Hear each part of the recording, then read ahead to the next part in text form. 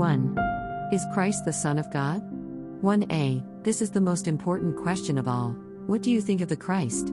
Whose son is he?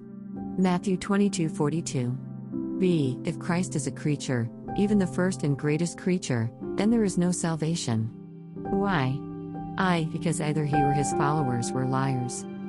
2. Because the death of a creature could not pay for the sins of men. c. Does the Bible really teach that Christ is God the Son? Is the Son equal in every way to the Father? Has the Son lived from all eternity as the Father has? d. We have read 12 words which tell what God is like. 10 of these also tell us what Christ, the Son of God, is like.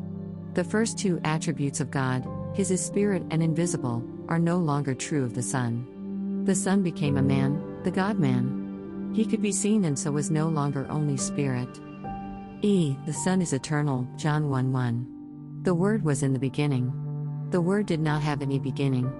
The Word always was. No matter how many thousands of years ago the beginning was, the Word was at that time. In John 1:14 we see the Word as Christ. Christ shared the Father's glory before the world was created, John 17:5. f. The Son is over everything, Colossians 1:18. He is equal to God. He himself said that he was equal to the Father. I and the Father are one, John 10:30. Only God and Christ can forgive sins, Mark 2:5-7. Christ allowed people to worship him as they would worship God, Matthew 14:33, even after he had risen from the dead, Luke 24:52.